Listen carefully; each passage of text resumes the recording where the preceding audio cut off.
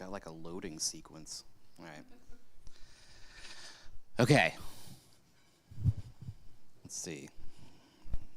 Get my notebook.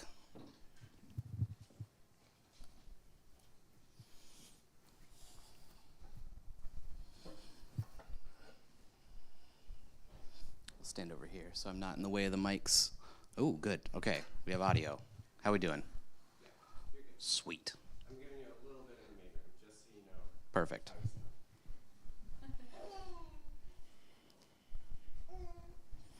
All right.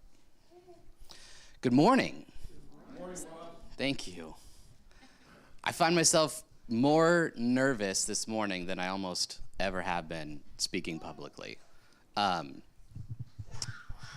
Because today, I've had it on my heart for a couple weeks now to just introduce myself. So Joe's handed me the mic a couple times now, and I'm sure some of you are thinking secretly like, okay, who's this guy, comes off the street, and then Joe hands him the mic, and we're supposed to listen to him. And I'm sure you're thinking it in a more charitable way, but being handed the mic at church, not that I think we have to earn the right to share the truth. I think all of us have truth that we can share and we can learn from each other. But being handed the mic on a Sunday morning comes with it a certain element of trust. And I think that trust should be justified, if not earned. And I realize very few of you really know me very well. And so I thought that today I'd take you on a journey through who I am and where God has brought me. And also talk about where I'm hoping that we can go together in this next season. So my name is Rob Zarfis, and I come from a long line of people who have served God and kind of been giants in the faith a little bit. My great-grandpa, my dad's dad's dad, was a traveling crusading evangelist around the turn of the 1900s. So he was friends with guys like Billy Sunday and was trained by guys like D.L. Moody. So he traveled around mostly the UK and did crusades. And my grandpa, who was, raised on the crusade route, going to these events where my grandpa was speaking, we have his journal, and he has notes in there that are like 3,000. He played the piano. My grandpa played the piano, and my great-grandma led the hymns, and then great-grandpa would preach the sermon. So it was a little bit of a family thing. So in my grandpa's notes, it says, played for 3,000 tonight. 800 came forward. Played for 600 tonight. 100 came forward. Played for 10,000 people. 500 came forward. Like, just phenomenal. I think my dad and I added up all the notes in my grandpa's journal once, and it was like 20,000 decisions for Christ during my great-grandpa's ministry. According to the legend, according to the family legend, my great-grandpa was one of the 4 or 5 guys that finally convinced Billy Graham to start doing crusades. So I'll tell the quick story. So Billy Graham was actually like an anti-crusade person when he was a young pastor in his early 20s. He was more about like build a small church and do community, do evangelism through like community involvement. And so they said, well, there was this big get together of like 5 or 6 evangelists from around the world there in Chicago. And they said, well, Billy, why don't you come check us out? Why don't you just see what we do? And you get a firsthand view. And he didn't know at the time, but they put out front a big sign that said, exciting new preacher Billy Graham speaks tonight. And so apparently my grandpa snuck him around back while my grandma was leading the hymns. And then he got to the back, side of the stage, and then goes, "Okay, Billy, you're on." Threw him out there. Billy preached. Several hundred people came forward at the end of the sermon, and they said, "So, Billy, what do you think about Crusades now?" And he said, "I'm never doing anything else." That's the legend. I don't know how true that is, but that's the story that was handed down. So, my grandpa grew up on the crusade circuit, on the evangelism circuit. So when he had finally moved out and moved back to the United States, he became a pastor, started a small church in Southern California, and he was working his way through seminary by selling organs, the piano kind, not. So he was a pianist. He was a musician, so he was selling organs, and the pianos and organs that he sold came with the company that he was with. Came with 4 free piano lessons. So you bought an organ, you got 4 free piano lessons. So he sells this organ, and God told him, "You're not teaching piano today." And by the end of the first lesson, the woman that he had sold the organ to, at the end of the first hour, not a note of the piano had been played, but she had accepted Christ. And then came back the next week. By the end of the second lesson, not a note of piano had been played, but her husband had accepted Christ. By the end of the third lesson, they had found out where my grandparents were living and where they were planning on sending my dad to kindergarten in the fall, and they said, you're not sending him to that school in Oakland. You're coming up here to live with us in San Francisco.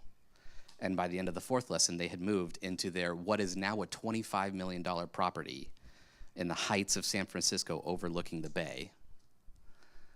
And they had moved into the guest house. And so this is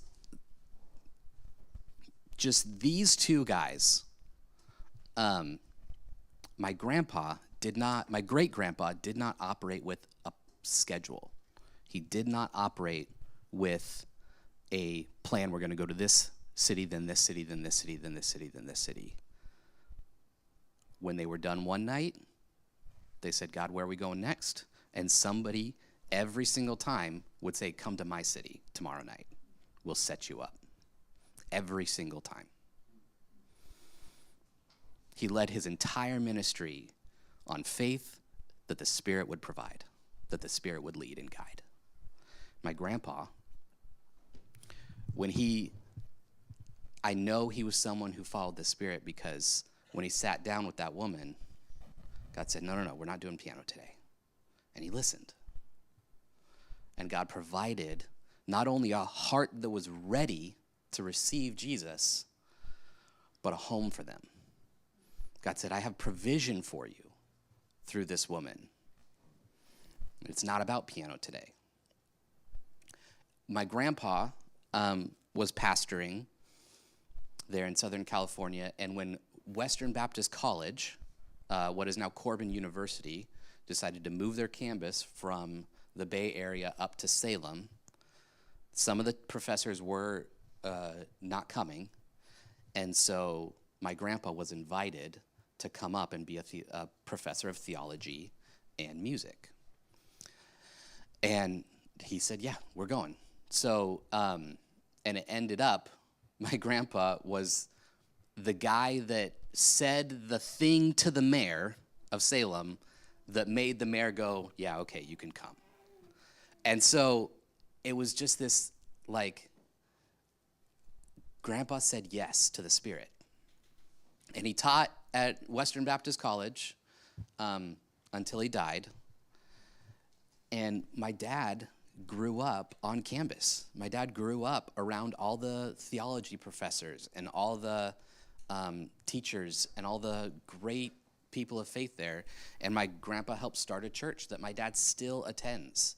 I have pictures of my dad. They have a big, huge cross outside. I have pictures of my dad at 17 up on a crane installing the crossbeam on that cross. My dad has gone to this church for more than 40 years. It's got to be close to 50 years now. And although my dad has never been the kind of guy that gets up in front of the church very often, he has been one of the major backbones of that church. By the time I was 8, I knew how to lock up the church. By the time, my parents have run Sunday schools and Awana and Vacation Bible School and men's ministry and women's ministry and retreats and youth groups and everything at the church. My parents served. I grew up watching my parents serve in the church and following them. I mean, by the time I was 11, I was co-teaching preschool Sunday school. And growing up in that church, my parents also sent me to, I should open my notes. So, my dad is an anchor at that church. And I watched my parents serve. One thing that I also watched my parents do, and I don't mean this, they're amazing parents, but I watched them not follow the Spirit very well.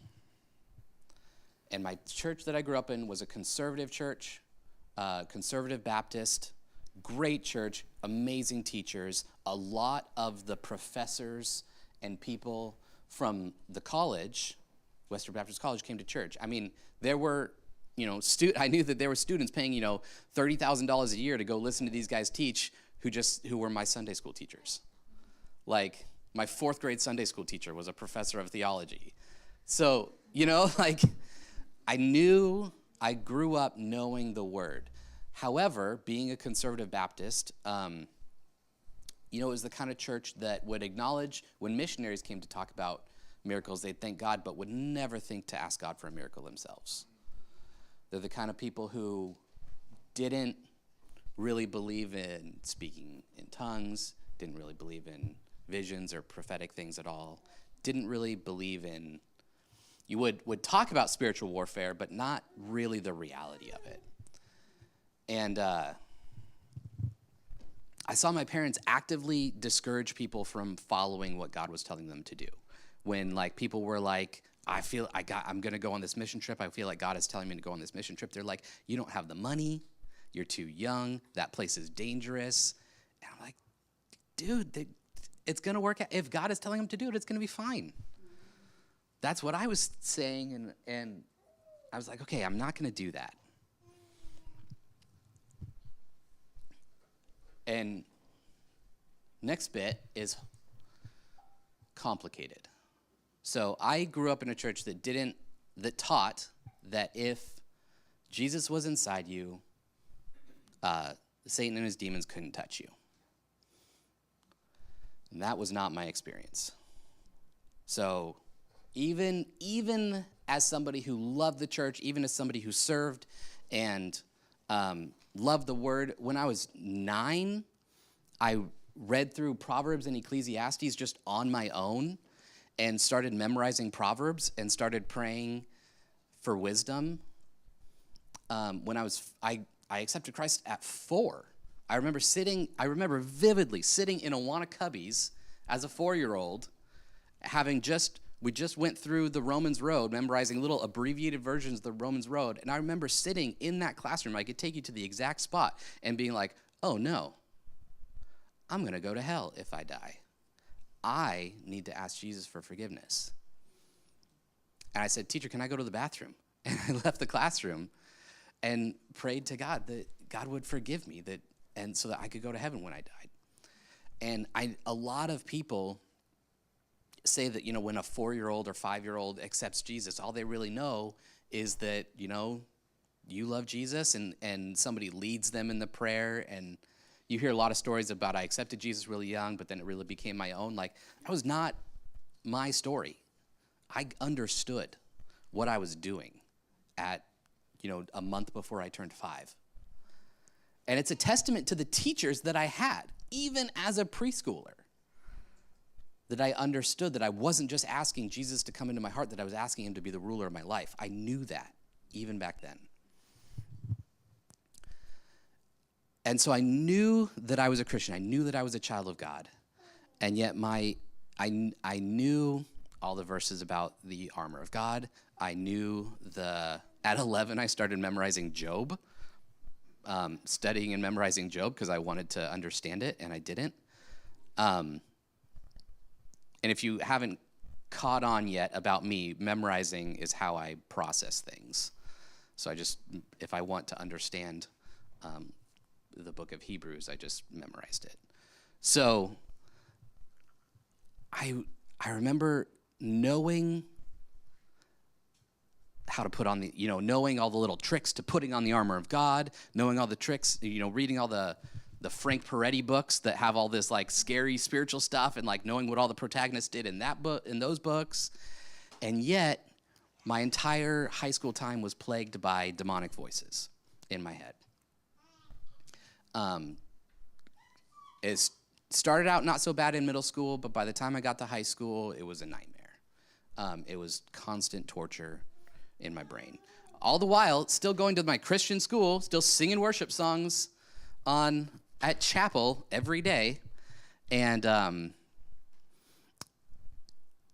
still being the number one, having the top grade in out of all the students in Bible class at my private Christian school.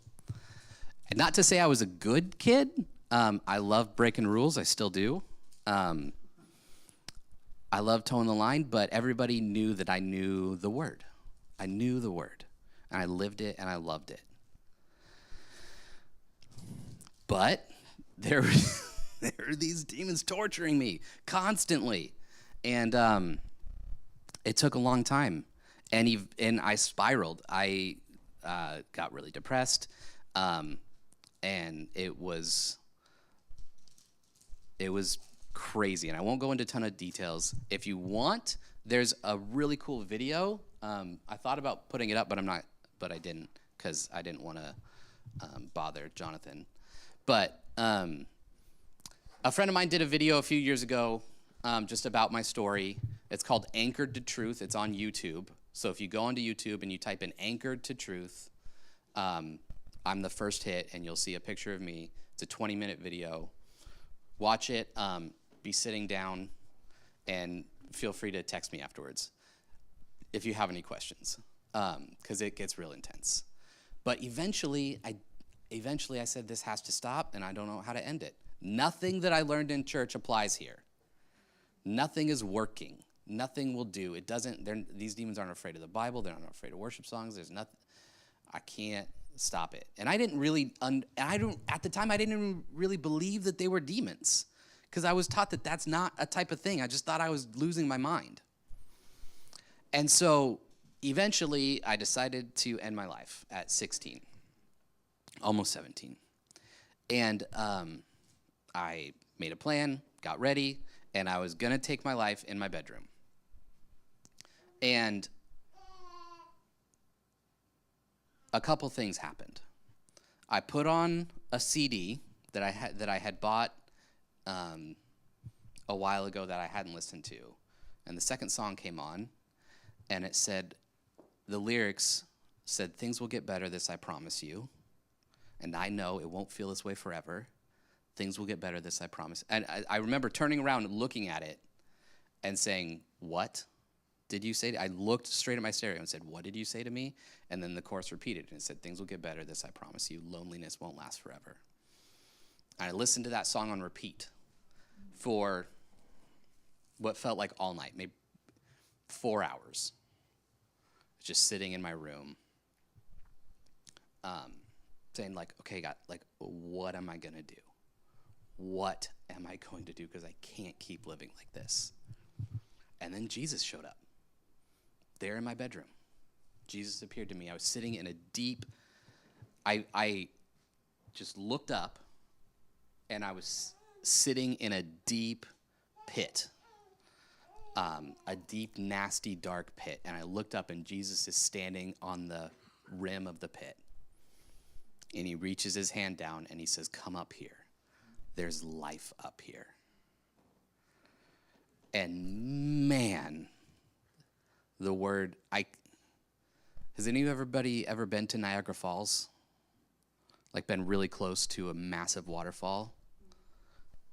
Change the water to the nicest sunlight you've ever experienced stepping out into the sun. That's what the word life sounded like coming out of his mouth. Just the most full, intense, forceful, warmth, beautiful you could possibly experience. And I remember thinking so I look around and there's no way out. In fact, not only is there no way out, but if I tried to climb out, the nasty, muddy guck that the walls were made of were like embedded with like shards of glass or like broken obsidian. And I knew that just like touching it would just slice you up. So I looked back up at Jesus and I said, but it will hurt. It will hurt to climb out. And Jesus looked down and he said, it will hurt either way, whether you stay or climb out. And I looked down and saw that I was sitting on the same nasty, jagged surface and being sliced anyway. And then he said, but the hurt of climbing out will end. And I said, okay. And so then I was back in my bedroom immediately, as soon as I said, okay. And from that point on, I had hope, and I fought every day, every minute of every day. I learned what it meant to actually pray without ceasing. Like, we say the Bible talks about praying like breathing out and breathing in. I did that, literally. I remember praying for 24 hours straight, nonstop, just to keep the voices at bay. And eventually, it worked. And eventually, by the time I graduated high school, I was a lot more in control of what was going on inside my head. And again, this is a very abbreviated version of a very complex story. But then, so we're going to move on from that. So I I got better from the demons. But I started to realize that my church did not prepare me for everything. That there are elements of the Christian world that I could not explain with the theology and doctrine that I was taught. I needed the full story. And so, or I needed more of the story, or I needed to rethink some of the interpretations that I had been given. And so I went to Corbin University for a year. I had always wanted to be an engineer. From the time I was very little, everybody told me, like, oh, hey, you're smart. You like Legos and solving problems. You should be an engineer. And I internalized that and said, yep, I'm going to be an engineer. And I remember starting 7th grade and planning out my entire schedule through high school so that I could go to Corbin for a year, or Western Baptist for a year, and still transfer to OSU and still finish in 4 years with an engineering degree. And that was my plan. And I calculated the grades that I would have to get so that the minimum possible grade that I could skate by all the way with. Because I wasn't going to do more work than I needed. And I did it. I made it. So I made it to OSU for a year, took the classes at Shemekia that I needed to take. I did early admit classes at Corbin at Western Baptist, so I was actually there for 2.5 years. A lot of that was concurrent with high school. Went there 1 year full time. Met Lindsay. Started dating Lindsay. Best decision I've ever made. And then went to OSU and did it. Did 3 years. Finished my degree. I still had a couple electives to finish up, so I didn't technically have my diploma, but I had finished my program of study and got a job at a pharmaceutical startup in pharmaceutical research and development, which is exactly what I'd wanted to do since I was 14. Got the dream job. An entry level 1 position, great pay, great benefits at the job that I wanted. I looked at the people who were doing the career track that I had been on since I was 11, and I said, oh no. I would never be able to do their job. I would go insane. Their job is so boring. I liked my job, but I soon realized that I was on the career track, that I could not walk further down this career path. But at the same time, it was my first job out of school. Like, I started to identify myself. I started to find my identity in my job. I started to introduce myself as, hi, I'm Rob, lab tech at so-and-so company. And that was who I was, because that's who the people around me were. And thankfully, I got fired after 3 months. Turns out there was some internal battling for the budget over my position, and I got fired under false pretenses, but like that's a whole other thing. There was corruption in the company. I don't care. And it was this double whammy, because it was like, thank God I don't have to do that anymore. But also, like, who am I? This chunk that I had built and building my identity around had just been ripped out. And this was God's opportunity to say, no, your identity is in me. I remember vividly driving down Philomath Boulevard and God speaking to me and saying, no, your identity is in me. And so I said, okay, and it took a long time to internalize that and to get over it, but I did. I said, okay, I'm a child of God first. Jobs are things I do, not who I am. I'm a child of God, period. Okay, now what do I do now? I am unemployed. I still have some classes to finish up. Okay, well, I'll go register for those classes. Okay, and it turns out that the way the like 6 classes I had left were spread out, I had to go back for a full year. And I took that whole first quarter, 3 months, just learning to listen to God for the first time. Learning to listen and wait. God, I don't know what to do. I don't have an answer. So I'm going to listen and wait. And it took a long time for me to admit to myself the answer that I was getting. But when Lindsay finally asked me at the end of 3 months, so what do you think you want to do? It's the most patient with me she's ever been. She finally asked, so what do you think you're going to do? And I said, I think God wants me to be a teacher. And in that moment, I knew it was absolutely true.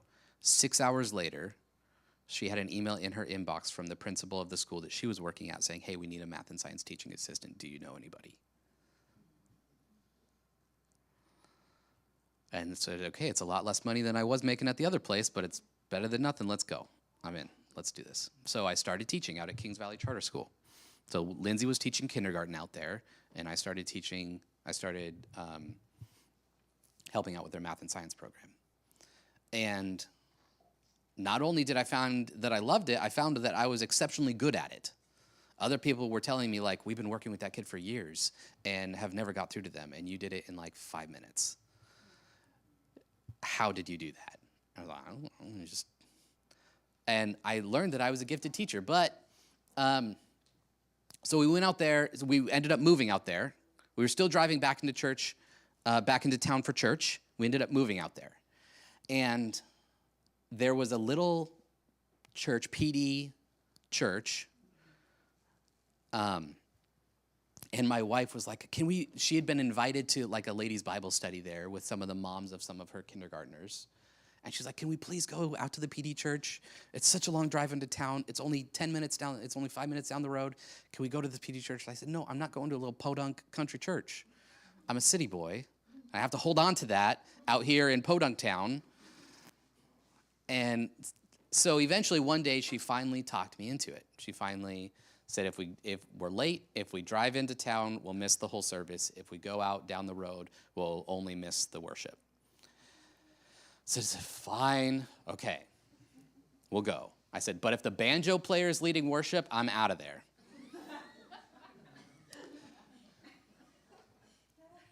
And the banjo player was leading worship. But I found out he was just a sub, so I was like, okay, all right. I think it was God just saying, like, see, don't push me, man. And the pastor was speaking on James. And at the time, James was one of the first books that I had been reciting. And so I went up to the pastor after the service and said, hey, it's super cool that you're doing this series on James. You're going through each of the chapters once a week. I have James memorized. And he says, awesome. Why don't you come and speak it as the wrap-up to the sermon series? After he'd met me for like 10 minutes. And this was a guy that lived by the Spirit. This is a guy that listened to God in the moment-to-moment interactions that he had every day. And God told him, get this guy on stage, give him the mic.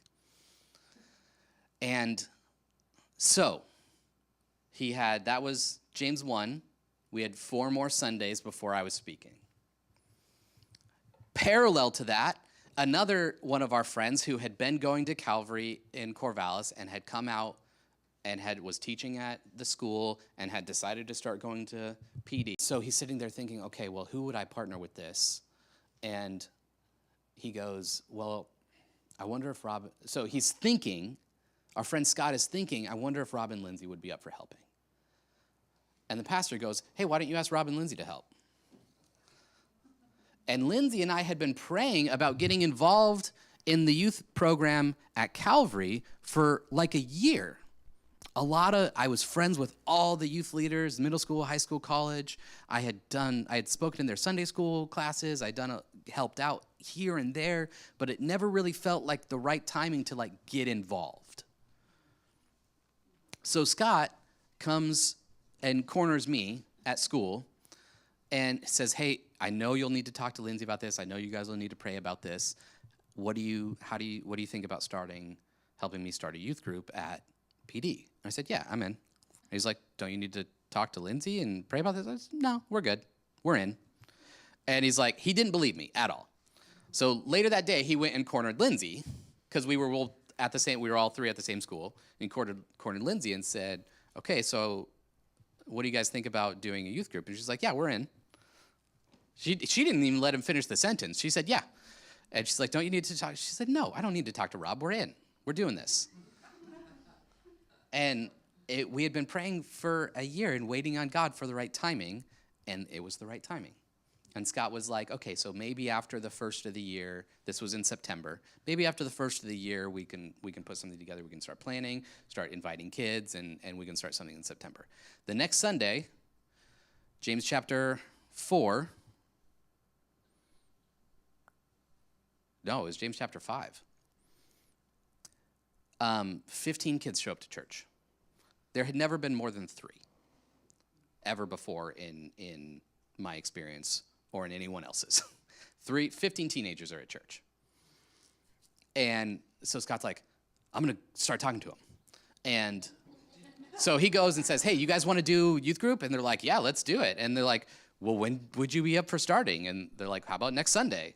And so next Sunday night, we're starting youth group. That's the night that ends up working with all their sports practices and everything like that.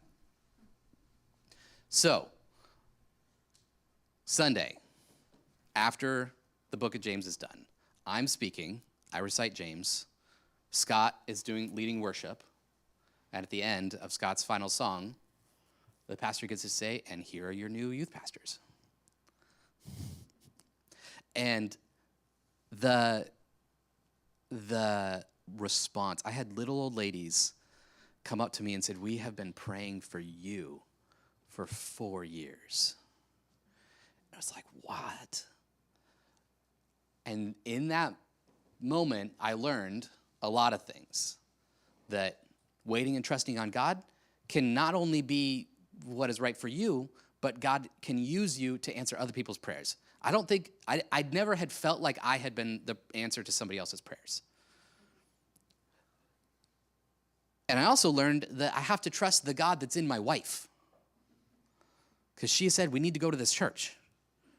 And I had said no for weeks and weeks and weeks. And that was really hard for me. But I would, since then, having trusted the God that is in Lindsay over and over again now, oh my word, it has made such a difference in our lives.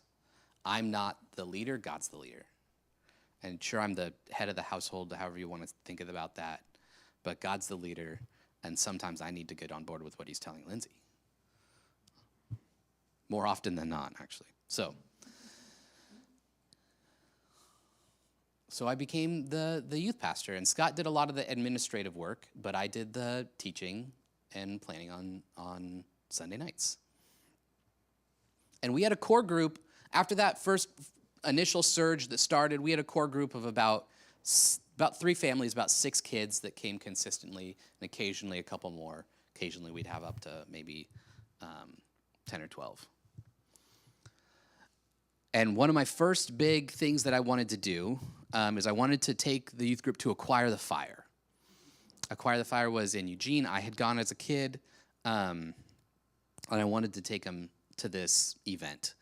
And so, went to the church board and the budget committee and said, okay, here's what I think, tickets are going to be about $100, and I think we're going to have X amount for food.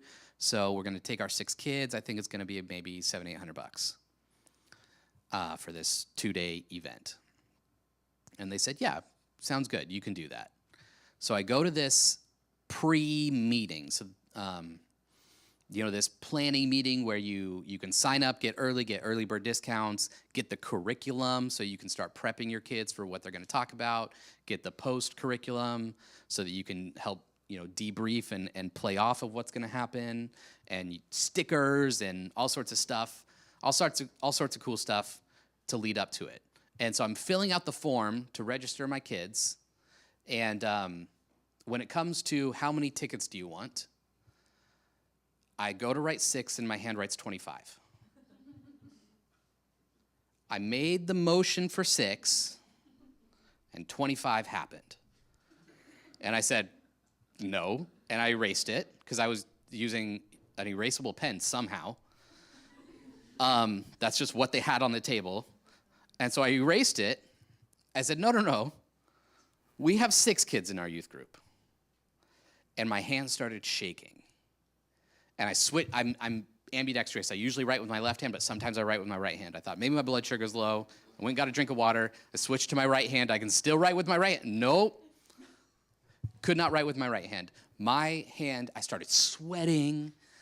I could not write a number smaller than 25. Physically could not do it. And so I called Pastor and said, what do you think about this trip costing $5,000? Instead of the $800 that we were thinking. And he said, well, are you sure? I said, I think I have to be. And so he called the budget committee, and they said, okay, we trust you, Rob. And they trusted the God that was in me. But that was the first time God had ever prevented me from doing something. God put a brick wall in front of that number and said, no, 25. Guess how many kids showed up? 24. But one kid lost their bracelet after day 1, so we needed the extra. So every single one of my 6 kids brought 3 friends. Every single one. And by the time we were debriefing, 9 kids met Jesus. 9 kids made decisions for Jesus, whatever that looked like for them. And I know that all 24 of them met Jesus. A lot of them had never been to church or been to anything like that before.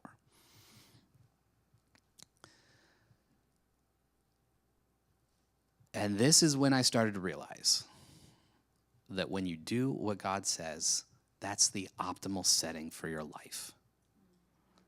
You cannot create a better situation than obeying God. Your plans do not matter when God tells you what to do.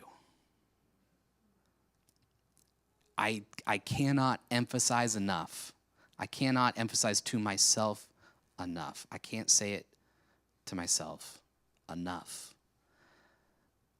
What God has for you is the best possible thing that could ever happen to you in your life. Every time I tried to do my plan, every time I've ever tried to do my plan, it has ended in heartbreak and disaster. The worst possible jobs I've ever had are when I told God, no, God, I got this. Your plan didn't work out. What I thought was your plan didn't work out. I got this. I got a backup. I'm going to do that. And it's the worst. And every time I say, okay, God, whatever, you're in control. I remember when I got let go from the school in Tigard. So I was teaching in Tigard, and COVID hit, and I got let go because of stuff, and people were scared, and budgets, and all sorts of stuff. And I remember standing saying, okay, God, what am I going to do? And I looked up, and there was a street sign that said, Tigard that way, progress forward.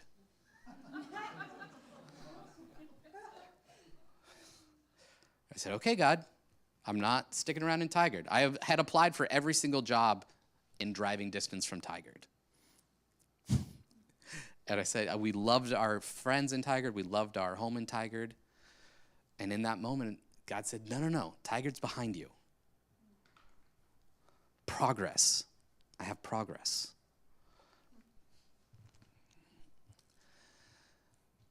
And so I'm going to tell you one other story. And I'm going to tell you one other story.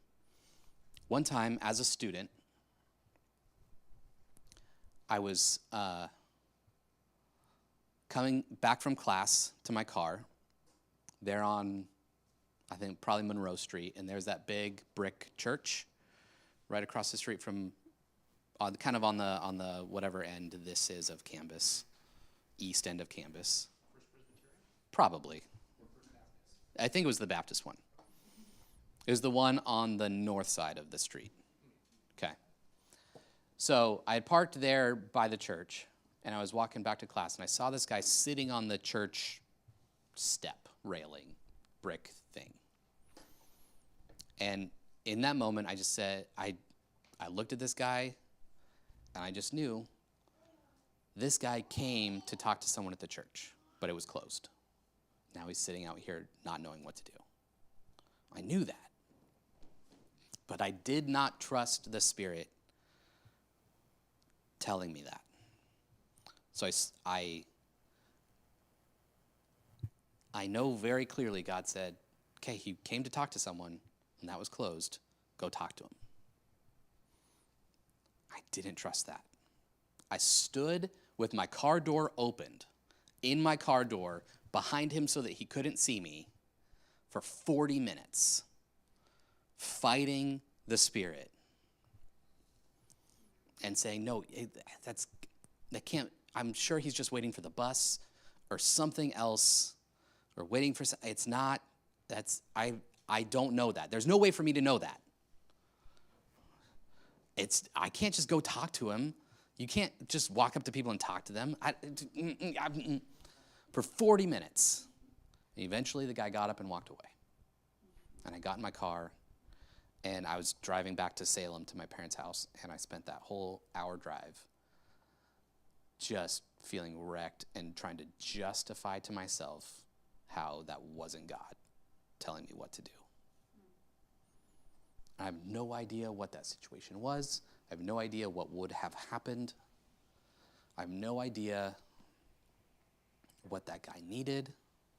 But I know, in hindsight, I know it was God telling me what to do. And I said no. I stand before you today saying, I'm not doing that anymore. I'm never doing that again.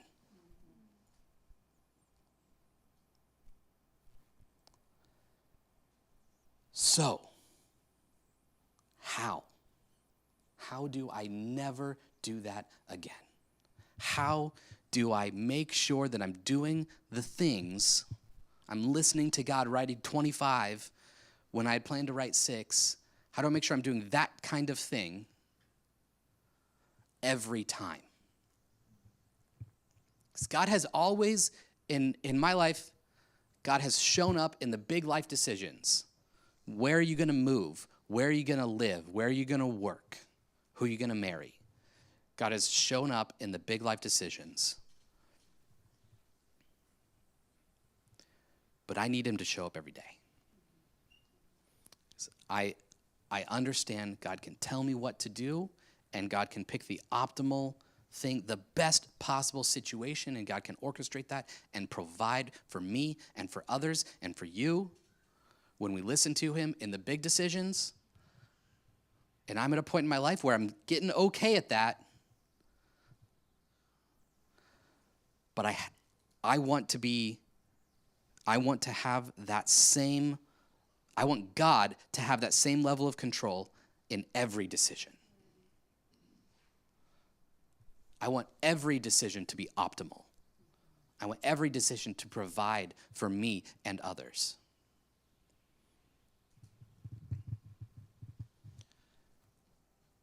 And so, as we go into this next series, that's the goal that I want us all to have in mind together. The goal is, how do we listen to God every day, every moment, every decision led by the Spirit, not just the big ones. Not just when God has to make your hand shake so hard you drop a pen. But when God says, hey, go talk to that guy.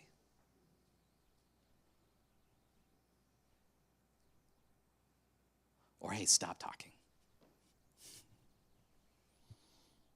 Or, hey, tell Joe that you're on for next Sunday, even though you have no idea what you're going to say.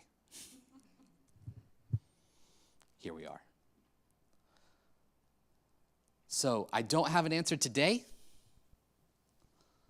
but the answer's coming in the next couple weeks. Okay? And that's, so I will leave you with today a motto, and I don't have any scripture today, which is like making my spine tingle, because I don't like that. And I've always been like super critical of, like, oh, they didn't even say any scripture in the sermon today. And like, I'm preempting Jonathan from saying that to me later. So, See, if you say it out loud, I don't have to say it in my head, right? Exactly, right? So, but here's the motto that Lindsay and I have put together. And because Lindsay felt called to be a missionary out of college, even as early as high school, she felt called to be a missionary. And I didn't. And so how do we rectify that? And so we just said, okay, you know what? It's what God's plan is for us. So we made up this little motto that we would pray together all the time. And it goes, God, we'll go as far as you want us to go. We'll stay as close as you want us to stay. We'll do whatever you tell us to do and say whatever you tell us to say, whatever you command. No matter the cost or the pay, we will obey.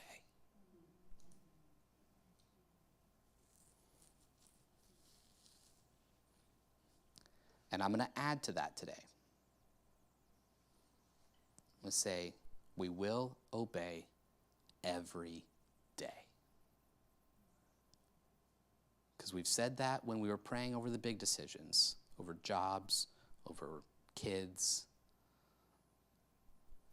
But I'm starting to pray that over every day. Because I'm seeing more and more and more that I need the Spirit every day, moment to moment. This year, my job is a lot more complicated. I'm dealing with students in crisis. You know, when a student comes in and says, I slept in a ditch last night because I got drunk and my dad hit me and I ran away from home. I need the Spirit in that moment to know what to say. That's the kind of students I'm working with this year. So I need God every day. I need the Spirit's power every day.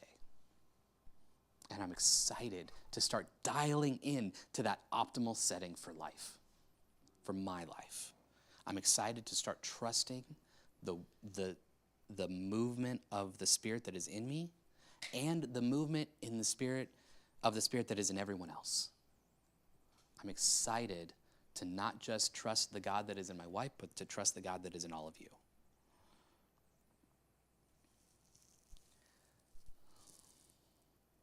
I think that's it. I think that's all I got. I don't think there's anything else for me to say. So I think we just pray now. All right. God, thank you so much that you sent your Spirit. That when Jesus left, you did not leave your children alone. But you sent the Spirit so that every single one of us could have the Spirit of Jesus, the Spirit of God with us. God, thank you that the plan you have for us is good. That every gift you have for us is good and perfect. And the plan you have for us is to prosper us, not to harm us, and to provide for us and those around us. God, we will go as far as you want us to go. We will stay as close as you want us to stay. We will do whatever you tell us to do and say whatever you tell us to say. Whatever you command, no matter the cost or the pay, we will obey every day. In Jesus' name, amen. You guys got a final song? All right.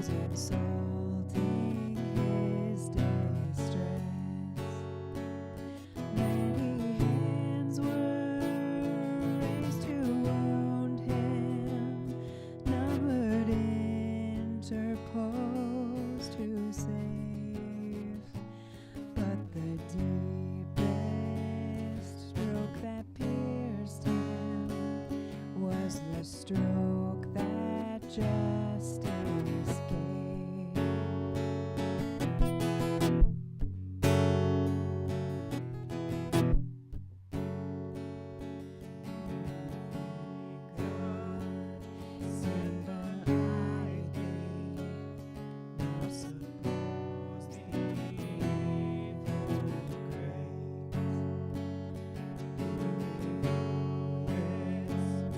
Nature riding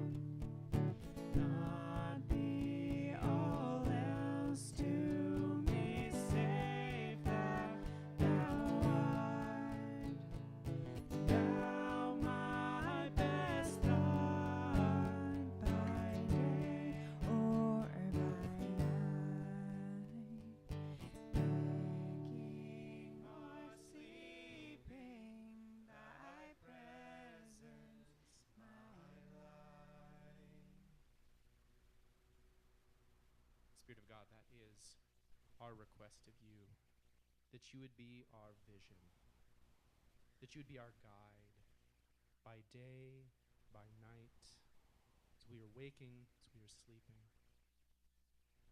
That we turn away from riches and the praise of people. We'd find our inheritance in you. Jesus, we pray that you would strengthen us and that you would guide us every day, that we would obey. Amen.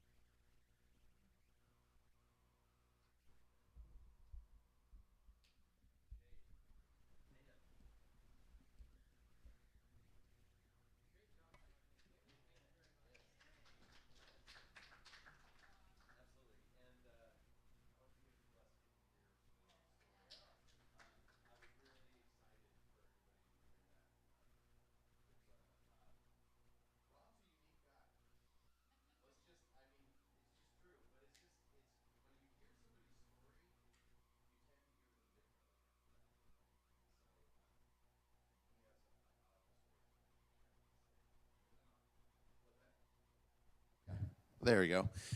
Anyway, it's a powerful story, and I'm looking forward to hearing, because I've gotten to hear a lot of Rob's story. I got to hear a bunch of it over taking him shad fishing on the Columbia, and it was fantastic. That was a great day. Take a man fishing. I think fishing is something I plan to do the rest of my life, whether it's men or the slimy ones that taste fantastic. So anyway, being fish. So anyway, glad you guys got to hear that. Okay, really quick. First of all, we're just going to start with this one. Anyone have any announcements that this one really should be at the end, because let's just see what's, the more I thought about it, I'm like, well, let's see what everybody hasn't gotten. So just a reminder I know some of you guys aren't here every week, but if you see on the Slack anything be sent to you by somebody named Victoria, she's a part-time assistant with like admin and different stuff, so don't get weirded out. She works remotely from Washington. And so she's a neat gal. Her dad was a pastor, and she's worked in church and ministry work before, and now works for a company called Belay. So anyway, she's doing a great job. So you can contact her on Slack if you need to, and she might text you at times through the church phone number to help aid with communications and stuff too, or Flocknote. So next, fall small group hosts. So one of these, oh good, did we get this one right? Okay, so Philomath on Monday nights with Jonathan and Kaylee. Corvallis on Wednesday nights with Russ and Kristen. Also, talk to Rob if you're interested in the Corvallis Thursday night group. Rob and Jonathan are dealing with that one, and now you're kind of the primary host for that one, it sounds like. And so talk to Rob, and we'll, anyway, that's on Thursday nights. Albany on Thursday nights at my house with Tara and I and Tori and Lucia.